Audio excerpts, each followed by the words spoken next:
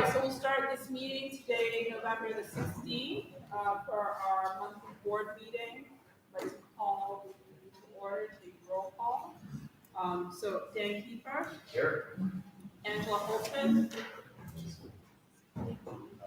Sarah Pyatt's not here. Merrill. Andre. Samuel. Sapna, sorry. Here. Kristen Long is not here. Tiffany's not here. Adam, you're here. Brandon, Megan.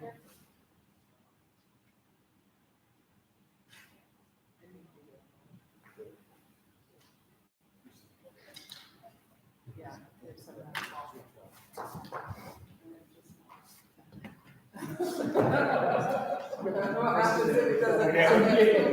Sorry, Kristen. Conference. All right, let's get started with the Pledge of Allegiance.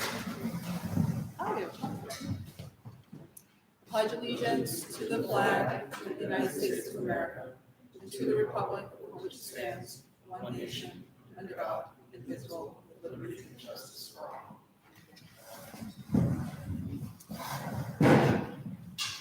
All right, we will we'll review our mission. The mission of ECS is to educate each student to high academic standards using innovative curricula that will foster knowledge, love of, and respect for the environment and preserve it for future generations. We are citizens. Our vision: every ECS graduate will be an actively engaged citizen, driving thoughtful change in the world around them.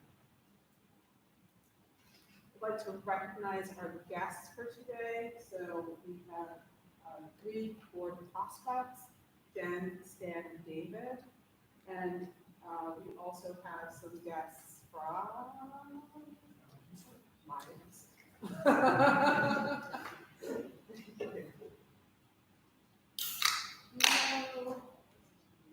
If we have anybody from the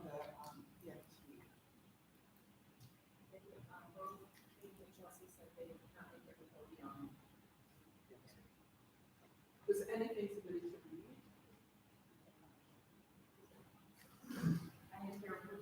Did they submit anything for us to read? Nope, not yet.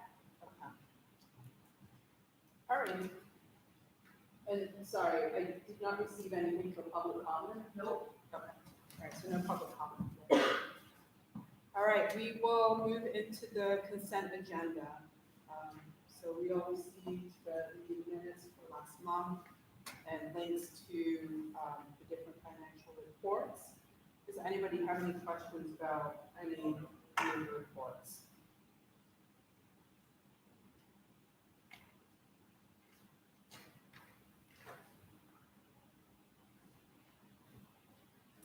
I did invite Michael Aronson to join these on the phone right now just to talk about one of the expenses, which is the RCA quote for the radio. So, Michael, can you just refresh our memories around the radios and if there are any questions that the group has? I know I have one around the maintenance of those radios. Yes, can you hear me? Yes, can I be there? Go ahead, Michael. Hi, guys. So the quote for the radios are a total 200 portable radios for intermediate, primary, middle, high school, and the administration, and then roaming radios as far as for field trips and any other needs. We purchased 10 for demos to be used in the primary school for the last couple of weeks to test these out to make sure they're going to meet the needs of the entire school, from security to just better communication, and of course, God forbid any type of public safety incident, everyone will be able to be on the same page. These are commercial grade radios.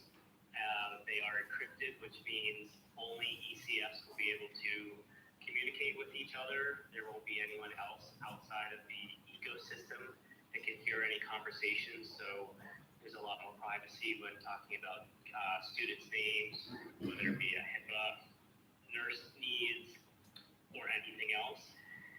And trying to think what else. They're digital radios, which is a newer technology than the off-the-shelf that are currently being used. And the first piece of feedback we got from Ashley Bergman, and I know busing is a big hot topic for the school. Given the fact that the primary school radio will reach the intermediate school, the time saved that when busing leaves the intermediate school, the primary school can be notified and everyone can be on the same page. The kids can be outside waiting for that bus to arrive instead of someone looking down Braddock Avenue and think they see a bus and then call the kids and have them get outside. I know it's just a couple minutes time saved, but a couple minutes do matter each day. The quote you have in front of you, these radios come with a 2-year warranty. They will get programmed from the vendor, and I'm working with Briggs right now to get kind of a master list, as every radio is a uniquely identified radio, and they're assigned to individuals in classrooms. So I will kind of open it up to see if anyone has questions. Michael, is this cost an annual cost or? No, this would be a fixed cost, one time for the purchase of the radios, batteries, and again, they come with a 2-year warranty. The only incurred cost in the future would be replacement of batteries as they wear out.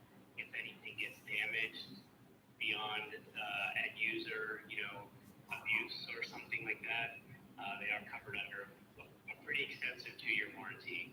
But once this is paid for, which if I'm not mistaken, there's been a lot of work done by the administration that this fell under a grant for communications for schools. So that's where the funds will come from, but there will not be any annual fees or anything like that.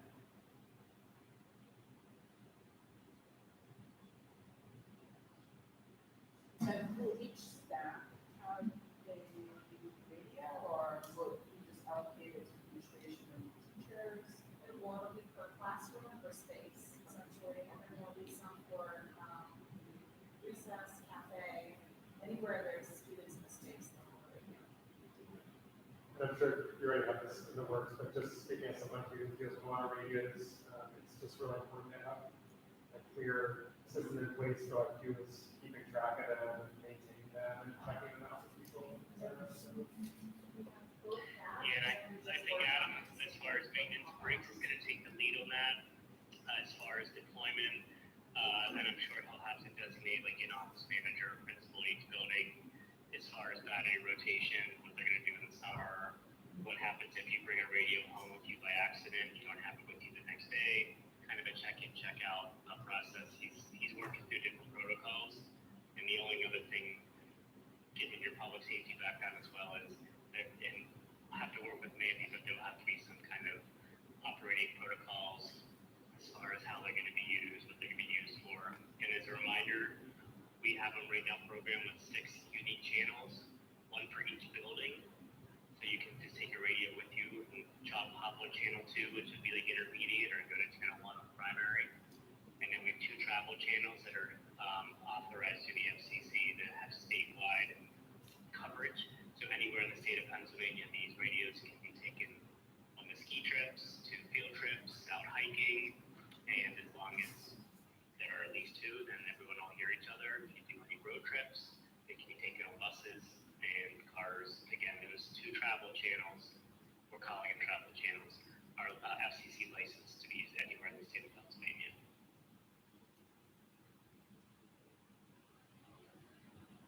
Well, thank you, Michael, for helping, us to organize and get these radios, and it's a huge asset to the school moving forward. You're welcome. The biggest shift will be is just getting everyone used to having one, using it, and having it on when appropriate. That'll just be it's a big organizational shift versus relying on a cell phone. That's all I have. All right, thank you. Have a good evening, everyone. Take care. Thanks for joining. Yeah, bye-bye.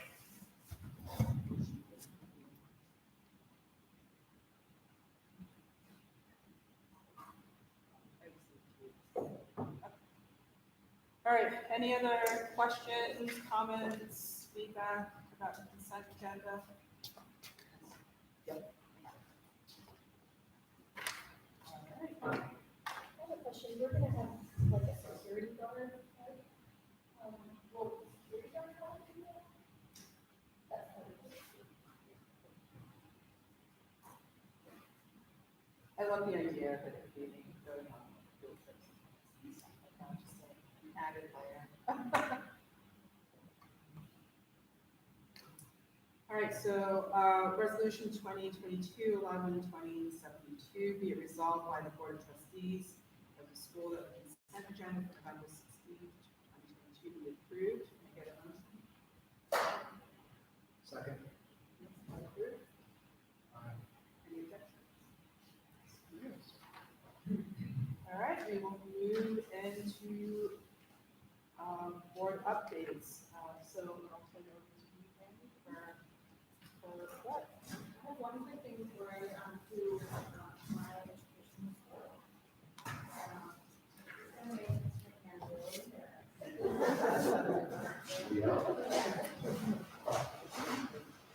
It is John Hans's 16th birthday. Awesome. So our primary school students completed a card for you. There are 60 leaves. So I do have to thank Chelsea Young and her expertise because this is the card that we are presenting to you for your 60th birthday.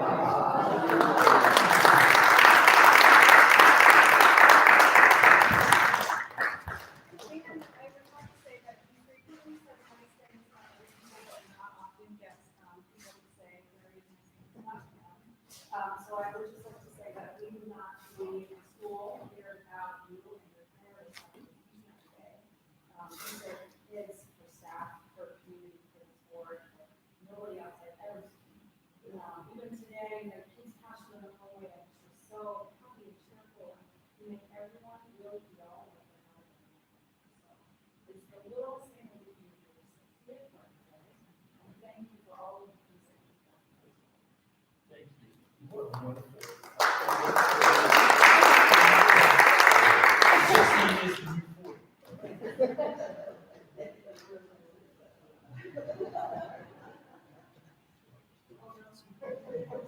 Are we gonna say? No, no. To the we're on camera. The other thing that I want to say is, quickly, that there are questions that I'm going to respect you. Please let me know if there are questions, but, so I wanted to circle back to some things that we talked about last time in the education report, and, one of the things that there were questions about a lot was the assessments, and kind of curricular moves that are attached to assessments, and so I just wanted to give you a broad overview of the assessment structure at ECS, and the first thing, to let you know is that we do have a mission, that underneath that mission is nestled some instructional pillars for our educators. We really believe that knowledge is constructed, that all members of the community are expected to be active engaged learners and problem solvers, that serious academic rigor shapes the instructional day. Everyone knows what counts as good work, and teaching and learning is accountable and measurable and focused on continuous improvement. And so those are kind of the pillars that our teachers work for each and every day in the classrooms. And then under those pillars, we have best practices, which are in 3 different buckets. And so we can think of best practices as inquiry-based learning, and that's the learning that you know and love about ECS. It's that curiosity, it's that problem-based learning. We have culturally responsive practices and differentiated instruction. We really hold on to Zaretta Hammond and her work when it comes to culturally responsive practices. So according to her, it encompasses the social, emotional, relational, and cognitive aspects of teaching culturally and linguistically diverse students. And we pair that with differentiated instruction so that we can have both an academic and social emotional lens on students. And then the last one is assessment, so that's the one that I'm going to focus on today. So in our classrooms, in our schools, teachers have both formative and summative assessment data. So if you're not familiar with those 2 terms, formative is how a student is learning along the way or making progress, and summative is how they've learned at the end, or how much, I should say, they've learned. And so we have both kinds of data, and that will help us to make some different instructional decisions, provide feedback to students, and allow students to begin to take that responsibility of their learning by monitoring their progress toward what we call the learning target, which is sustainment. And so you see here a status report. This is a science example of a student and a teacher. Says like where their current grade is, what their math scores were, and then the student is setting a goal for themselves. So our students are regularly asked to provide a goal for themselves, particularly in middle school, things that they might want to work to, and then those assessment areas. So we use assessment kind of at a high level and then drilling down. So in our district, that's how we make curricular decisions, set our goals, evaluate improvement efforts, and any of our initiatives. And at our building level, our principals are setting goals based on data. We look at effectiveness of initiatives. And at grade levels set goals. And they help with tier 1 instruction. Tier 1 is that base where everyone gets. That should be about 80% of the students are able to work towards that tier 1 instruction. And then in classroom, those instructional moves and those individual students, those one-on-one decisions. And in January, I'll come back and give you some actual numbers, which is met with our CIE team, which is our curriculum instruction assessment team, and dug into some of the data that they have at their fingertips right now. So they're setting goals with their teams, with their teachers. So I'll be able to come back once those goals are set and those are.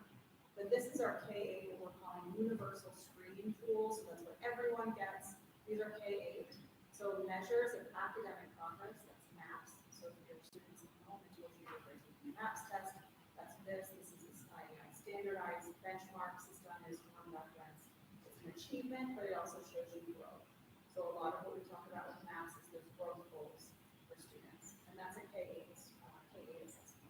Autism now, that is a K3, if needed, or 5, depending on students' reading levels.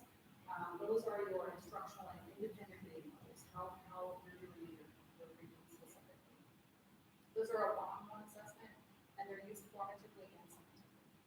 We have Eureka, that's our math curriculum. We have benchmark assessments, K-8, so our students can see, and our teachers can see how they're doing towards mathematical standards.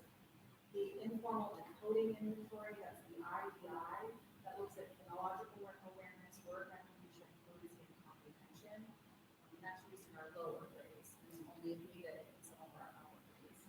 Minute meetings are for our student services. Our counselors are holding those with every student in our lower grades, and they have a set of survey questions that they ask, and that's our socialization. PSSAs are for the 8th grade. Those are summative assessments from the state. And past surveys, like the minute meetings, is in our older grades, and they actually take a survey instead of those one-on-one meetings. It's just paid. So then you have your high school universal screening tools. So instead of using MAPS, they use the classroom diagnostic tools, CUETs. Those come from the state, and they most closely mirror a Keystone exam. And so as our students are getting close to that needing to graduate and passing the Keystone, we switch over to those so that they can really target in those assessment vendors. Your students do the Keystone exams, which they take in the 8th grade and also high school. PSATs, this year we're offering the PSATs at ECS. The SAT or the ACT, we're not offering it this year, but we might in future years. They can take that at other locations. And then they also have the pass survey. Those are the universal benchmarks, but you also have tests and quizzes, you have projects, you have conferences, you have observations, anecdotal notes. All of those things kind of make up the data picture of the student at ECS. Also attendance, discipline, office referrals. There's a ton of data to mine, and the admin and the teachers are working tirelessly to make sure that they're looking at the whole child and not just the PSSA score and not just a Keystone exam. So then again, how we use it, those teachers are analyzing that formative and summative data.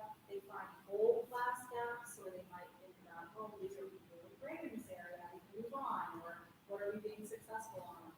Grade level teams are having MTSS meetings, which are those multi-tier system of support. Those are identifying missing skills, so that they can identify intentions.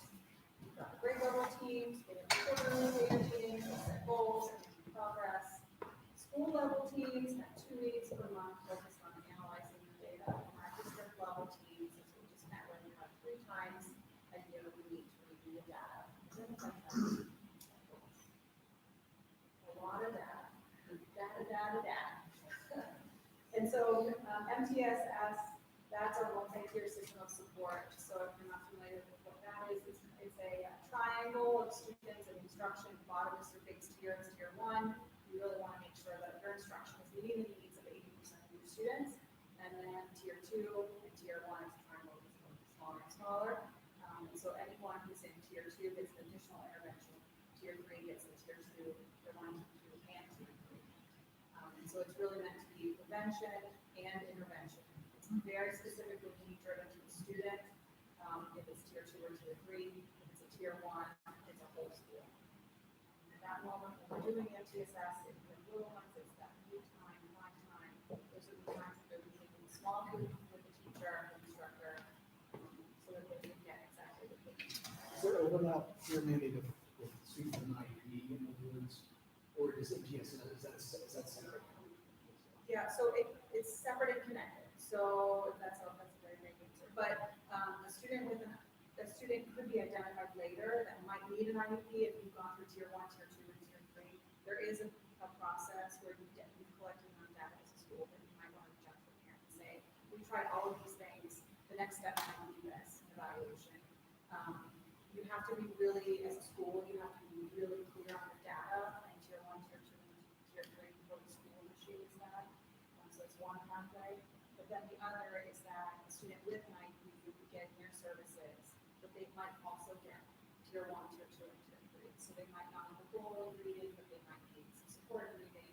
So it doesn't preclude you just because you have services that might be outside of the gen ed classroom doesn't mean you can't get MTSS services. And are the additional services provided by the in-classroom instructors or sort of supplemental instruction? Everyone. And so MTSS is a whole school term. So it could be your classroom teacher, it could be a special education teacher, it could be those two MTSS teachers at K-5 that can hire professors. It could be anyone, it could be counselor, social worker, depending on what your need is. Because MTSS is not just for academics, it's also for social needs. And how is that service rendered in terms of time of the day? Do you sort of look for an opening for particular students, or is it just sort of like you might receive an level intervention on tier one, just when the instructor becomes available? Tier one is actually your classroom instruction, so just everything that you have in a normal day, that's tier one. Tier two is if you're having that normal instruction, and then you might need just like a little bit of small groups, if your teacher pulls you to the back or to the side or sits with you and says, let's talk on this again. I have this group that I work with to collect data. Tier three is outside of the classroom additional, right? And then primary and intermediate, we actually have MTSS block of time, a day, when everyone gets it, so you might get enrichment, you might get tier three, tier two services. Yeah. And the last thing, if you've heard people talk about this thing, it's called a CERT form. So at ECS, we actually have a records screening and intervention record form. And so that's where we document all of the goals. So we keep record of everything that we're working towards in MTSS.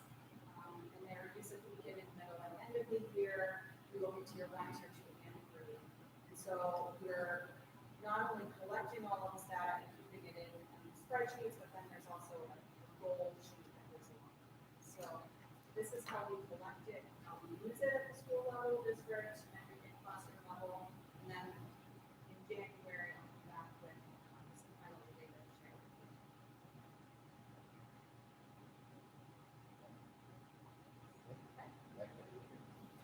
All right, I will turn it to Tia. Oh, I wasn't expecting this right away. Happy birthday. You too. We just asked that you project so that. Oh, yeah, of course. Hi. So I am taking on the role as the board representative in ECS. I'm really excited to do it. Some of the things, we just had a meeting last meeting, and I do have to put notes from that. Do you want to know if we're going over? I'm still kind of stepping in toes in the water here. In what my role should be or what I should be sharing with you guys. So let's lay it on. So it was brought to attention that home office wants to tweak our volunteer procedures. And I'm not exactly privy to what that is exactly, but, I talked to Becky, our, volunteer coordinator, and she said something like requiring some sort of federal clearance is now the, requirement. And the concern that just went around the room yesterday was, if we are going to require something, are we going to provide a way to see if we have everybody do it? Because, paying for a report might limit some families and we don't want to give everybody, an opportunity to get involved, however they can. Something that went around the room as opposed to maybe do that is hold like a seminar or an event at a school cafeteria. And say, hey, you come get registered and if you're doing like this week at the school cafeteria, they make it really easy, and that's going to be something as well. Secondly, Tanya Green, our DEA, said that she wanted to highlight some custom vision for our attention. And quite frankly, it was, I asked her to be here because in order for answers to be generated, sometimes it requires completing ones. So she gave me these questions. Why was the DEA committee created for the ECS in Seattle? Let's be right on clear. What were the intentions for support to the ECS community? Sorry. How is the PCO centering equality around the work that is being done through the steering committee? What is the value of DEI in the ECS PCO? So, I don't know. I could go on a wild punch here and say she's not feeling supported in whatever she's doing. I don't think anybody has planted her seeds to fulfill her role the way that she wants to. She wants to make it great. She doesn't really know how to do that or lift it off the ground. So that's something I would like to get answers for, generate some sort of idea of where we can get that boosted. Third, the intermediate and middle school need extra clothes. That was brought to our attention, and we're trying to figure out ways to get that for them. I know firsthand, as a primary school lost and found organizer, there is clothes. There are so much clothes in those bins that is doing no good in bins and not on lines. Like, get through it, get it back, donate it, get it to our middle school and intermediate school who need those. Just a suggestion. Let's see. I also proposed a Google Drive for like take pictures of all the lost and found stuff. I am not that fancy. I can't even believe I just said Google Drive. But it exists and you can like say, hey, here's a way you can shop electronically if you're missing something and if it belongs to you, lay it on the table, come get it. I mean, it just seems really easy to connect the dots. Oh, let's see. Got that. Gingerbread houses and plant sale coming up. Everyone's excited about that. I heard it has a lot of energy around it. Usually really successful in the past. Into it.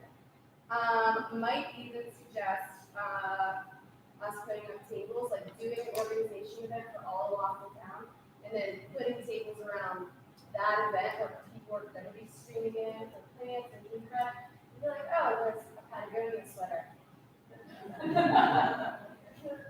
Anywho, just a suggestion.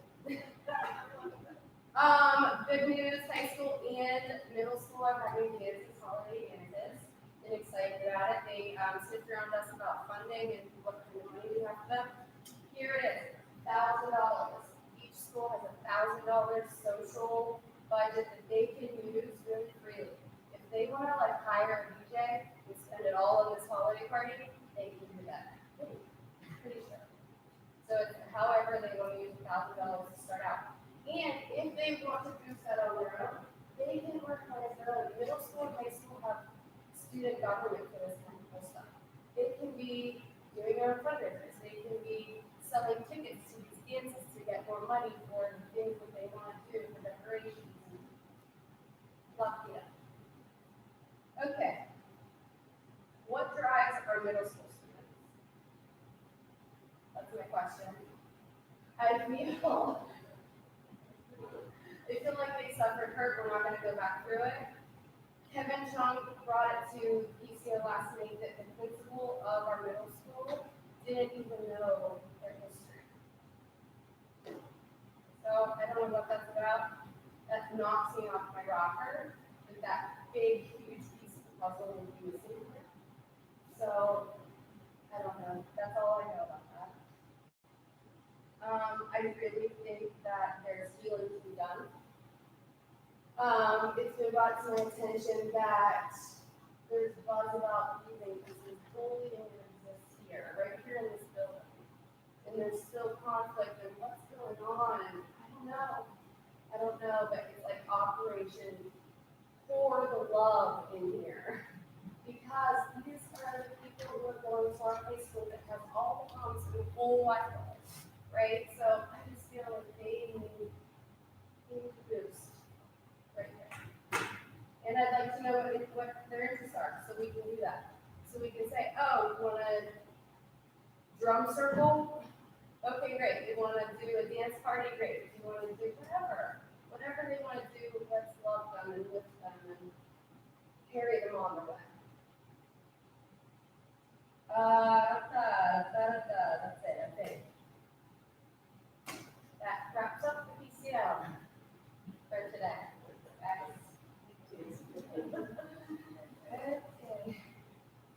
Okay. All right, thank you. Oh, you're welcome. Thank you guys. I'm going to turn it over to our finance committee to talk about, potential change to our board bylaws. So I'll turn it over to you. Yeah, sure. So, we discussed this a little bit at the last board meeting, but just to briefly summarize, our current board makeup is 5 parents, 7 non-parents. Our current bylaws really say that no more than 1/3 of board members should be parents.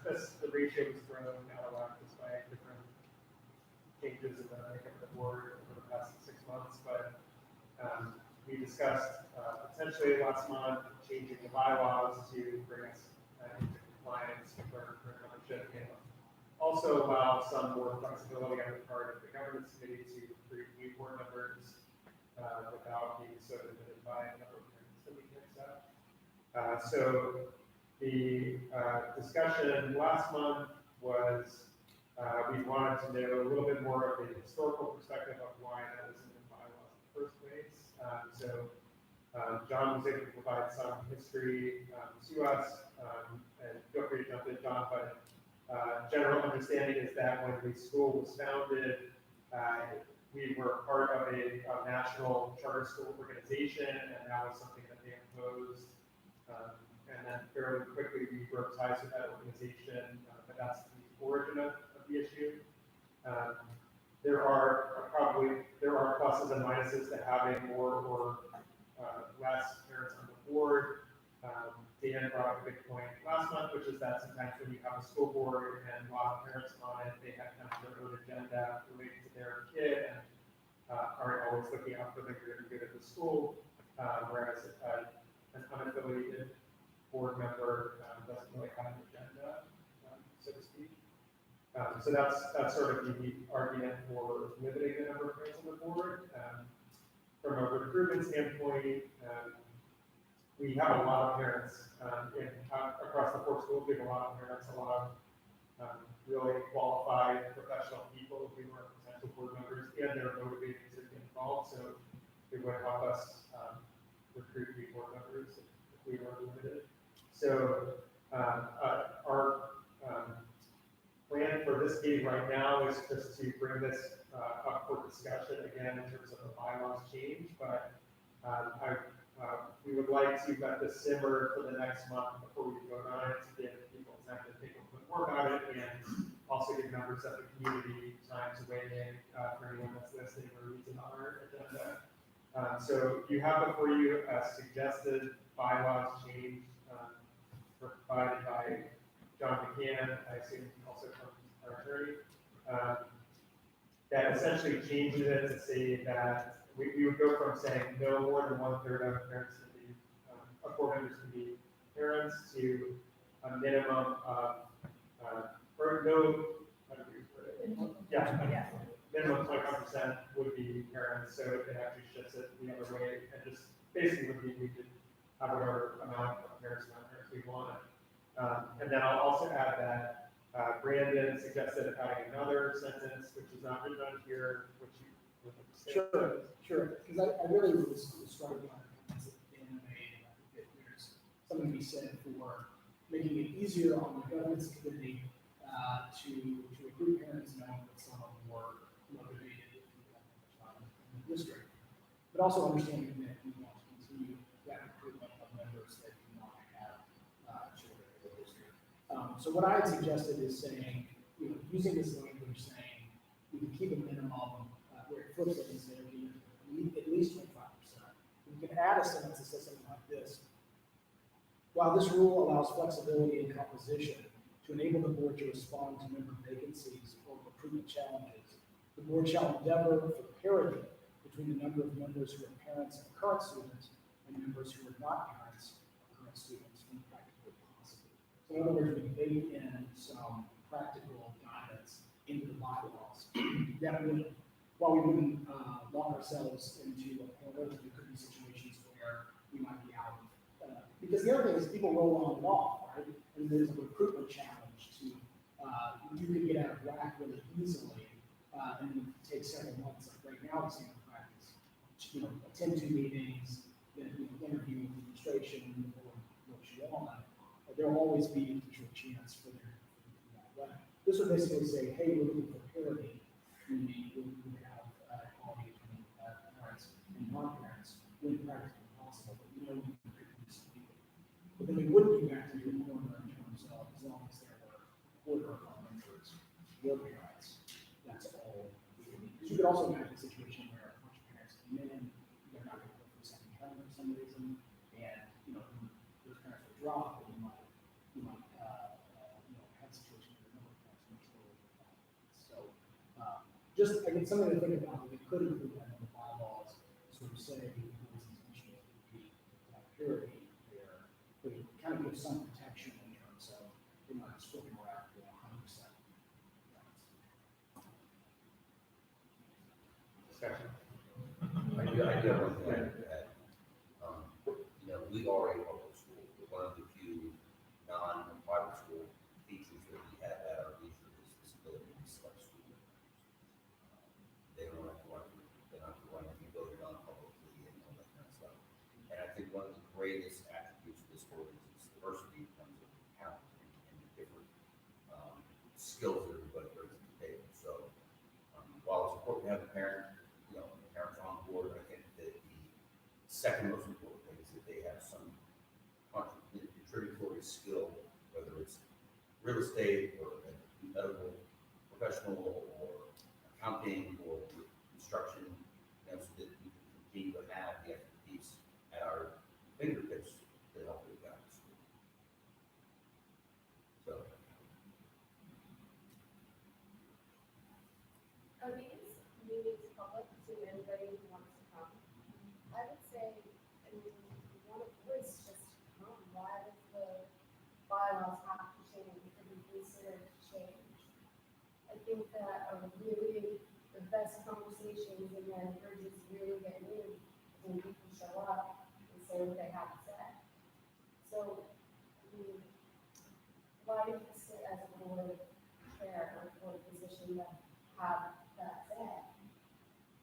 I feel like it's the say or the vote, it's up for discussion, right? Like that's the seat. But you can have it just like, in that.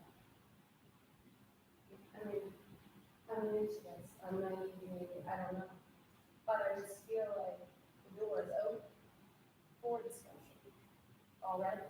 But community has been invited, they're welcome, to attend and speak and, during public comment. So, Where is it? we welcome everyone here. I think in terms of, just like the language here, I don't have any disagreements with it.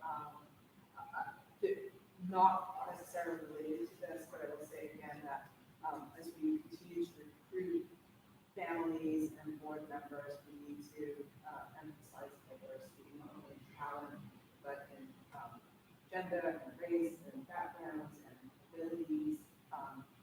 We really need to maintain that. I think it's, I mean, I would think rather than a hard, you guys for the issue. And we have target where we need how many people in the first place, so, well, it's something else to do, but I do think there's, not my 2 cents is I think there's an important mix between parents and non-parents. But it doesn't have to be X number of seats, but that it is parents and non-parents.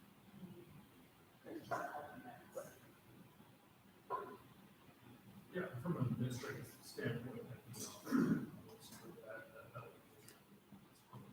that balance provides flexibility.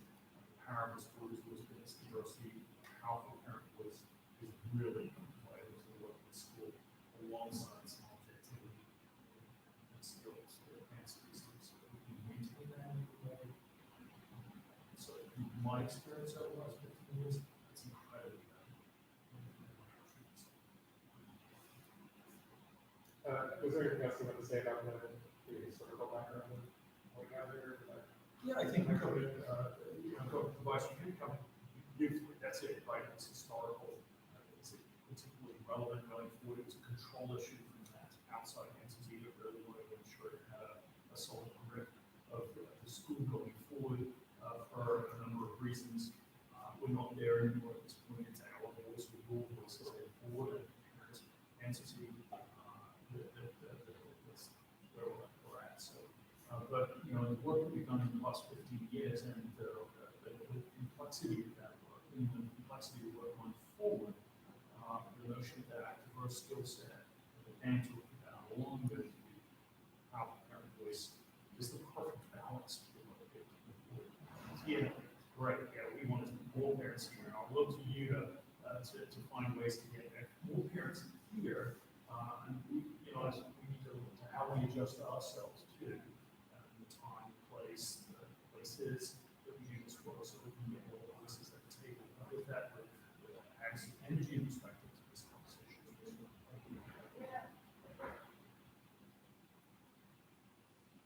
Okay, so I think to move this forward, what we can do for our objectives is add that extra wording that Brandon suggested, and then propose this as a resolution at next month's board meeting. That'll give everyone another month to think about it, voice any other concerns or suggestions, and potentially get this to the employees. Folks Or vote it down. circulate the language.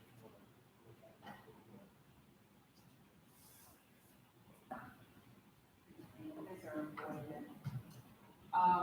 I wanted to go back, I realized, sorry Katie, I skipped over your statement, so I'm gonna go ahead and read the ECS FTE statement to the board today, November 16th, 2022. I'm getting feedback that the viewers can't really hear, so I'll project. On behalf of the ECS union, we would like to thank Dr. Doyle for his service to ECS and for working so closely with the union for the past few years. We wish him luck in his future endeavors and look forward to continuing this work with Dr. Hill. We are happy that ECS Middle School is using after-school meeting time to run anti-racism book clubs. Thank you to the principals for organizing these, and we hope it continues next year.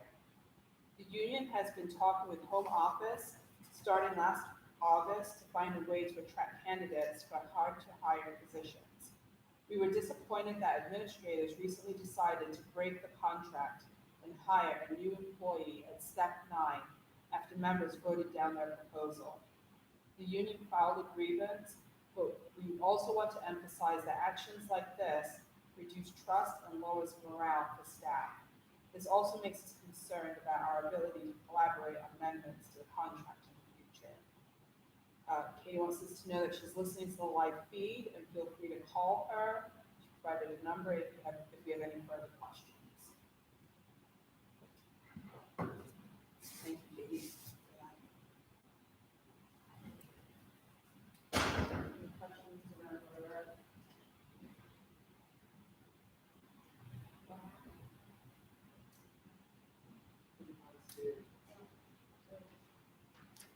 Email was surrounded.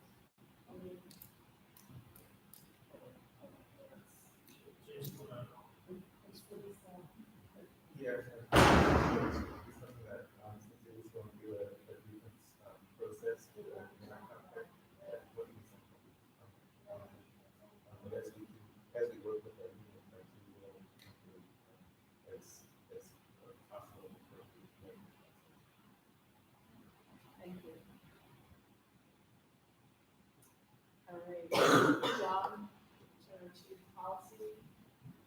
Yeah, quick policy discussion, just a sort of heads up, is that, one of our little ones, wrote on a school bus seat, on a trip recently. And we had contact from a bus company that said, well, we'd like you to pay us $72.43 or whatever it was for the cost of cleaning that seat. And quite rightly, having a conversation with the student around choice, that is important. But we looked at our own, or lack thereof, policy in this space to allow us to send a bill home to a parent and say, look, at this point, some damage done, and you will need at this point, you need to pay for this.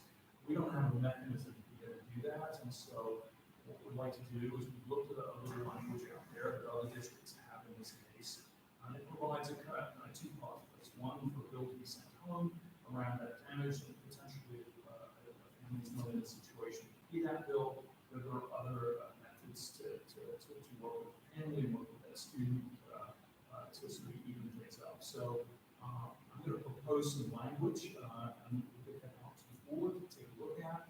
What the discussion, the executive committee potentially share it out with the community as a proposed policy. We'd like to get that out there and get that into enshrined in a policy order at one point. There's no super hurry there, so we'll take a little time to marinate in that, but that's the discussion. There's a hole in our policy space there, and I think somehow push that. So that's it.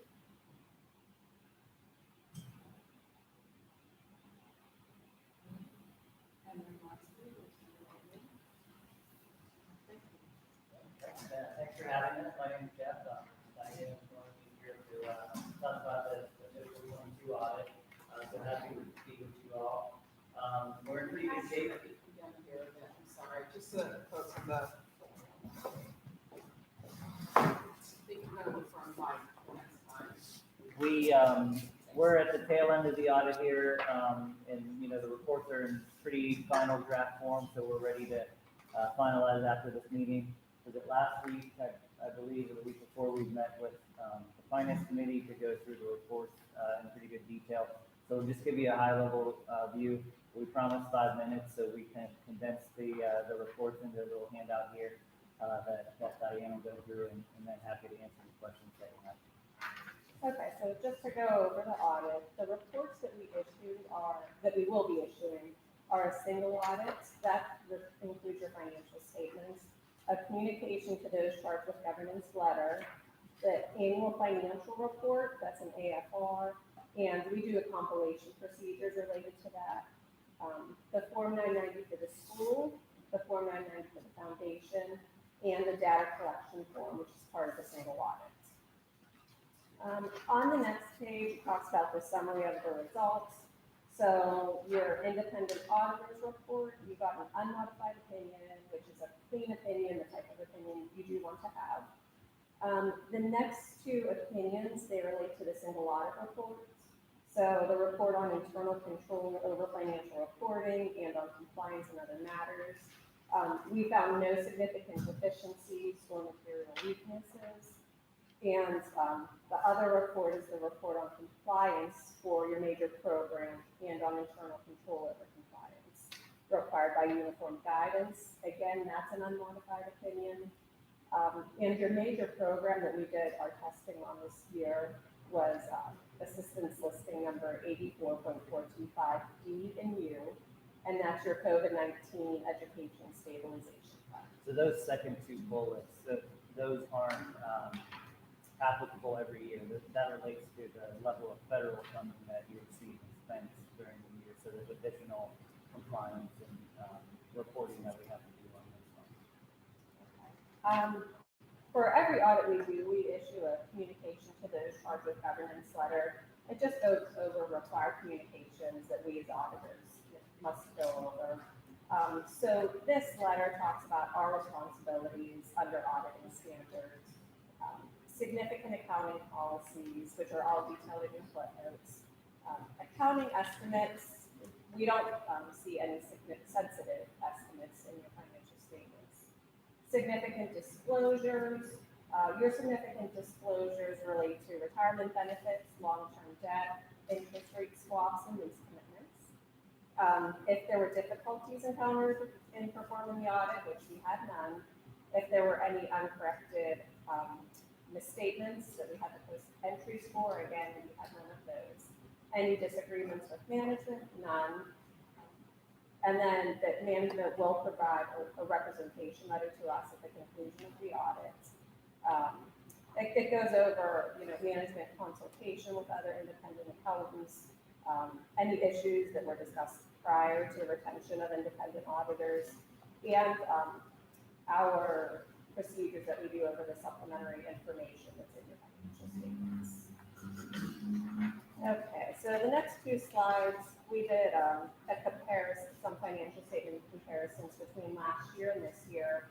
These are very summarized numbers, but in looking at the numbers, you can see that your current assets went down, but your non-current assets went up.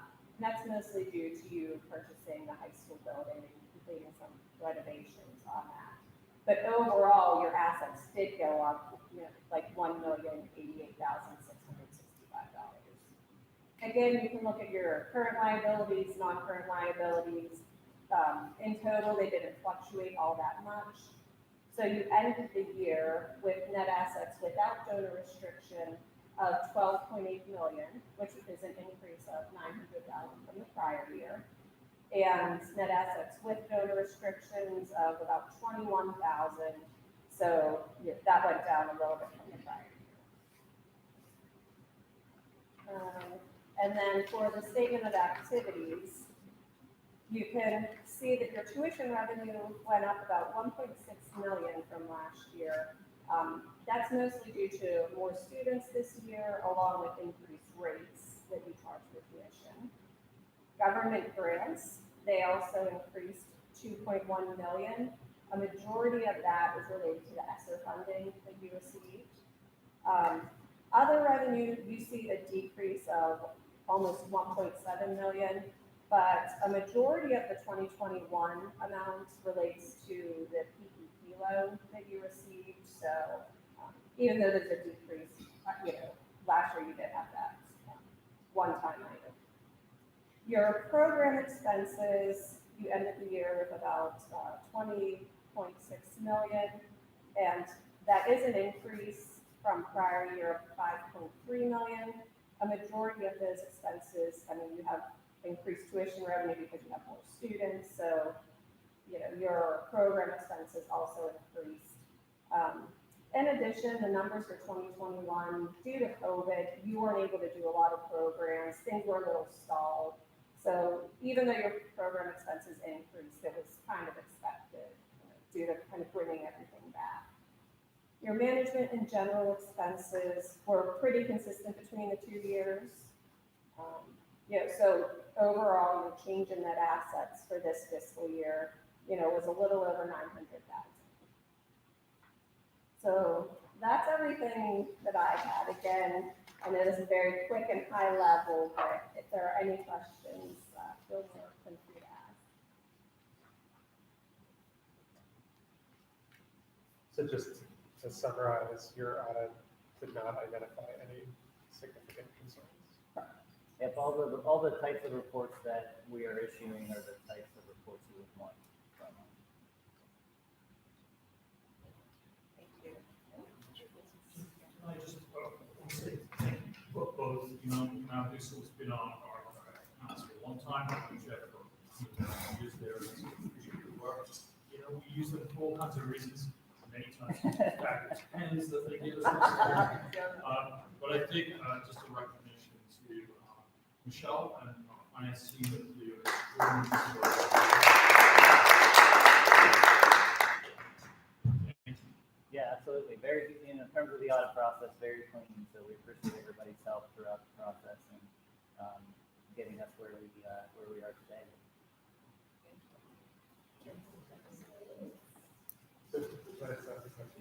So it seems like our government grant money was like $2 million higher this year compared to last year. Is that all money that we're going to lose next year, and what will be affected that year? We still have some money that we're using for this year.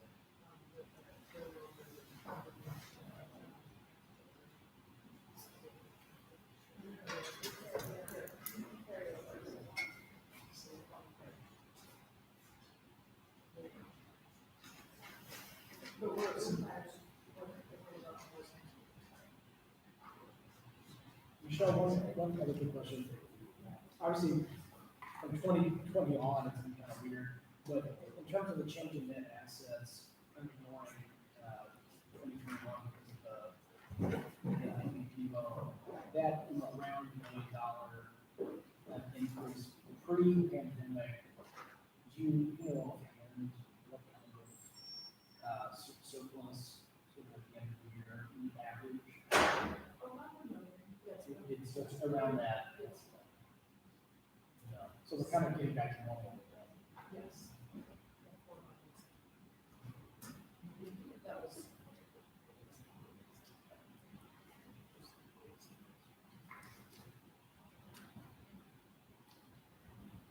Process too. Usually budgeting every year with a lot of, or just contingencies that we build in the budget every year. Thankfully, a lot of times we don't need, that's when we start to see that. So you'll see a budget that will show us when we're moving year to year. We've got a lot of safety nets building on both. It's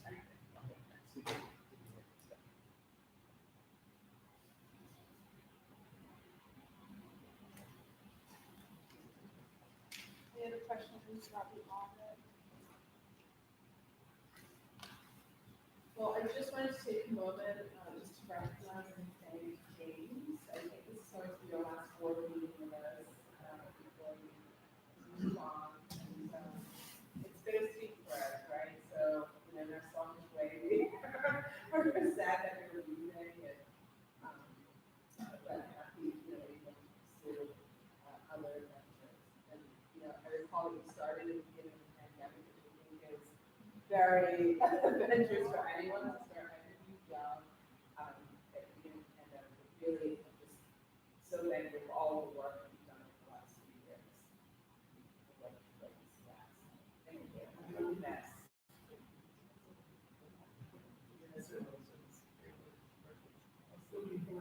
Okay, we'll know how to find you guys. James has two.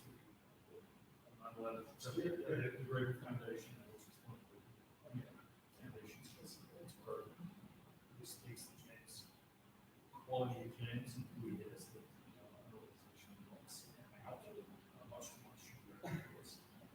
But it's we're so pleased and proud that he's heading there. Of course, from a selfish standpoint, but a good friend in the middle of the foundation.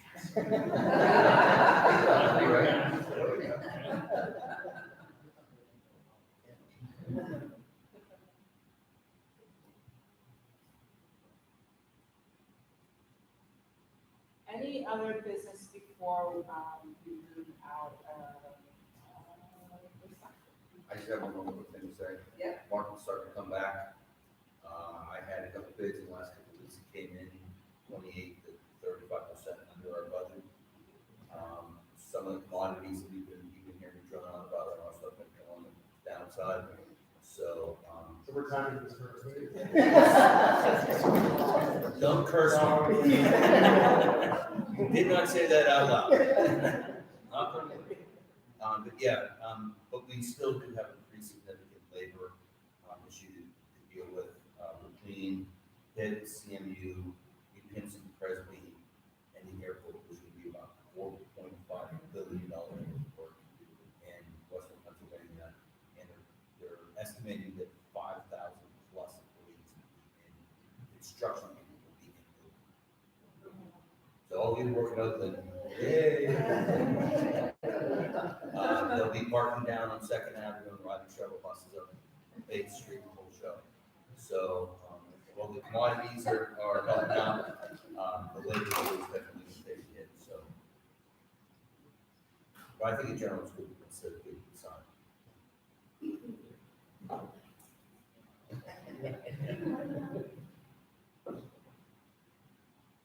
All right, so with that, we will end this section of the meeting and get a motion, to end as part of the session. Thank you. All in favor? Aye. And any opposed? Okay. So let's thank the guests for coming.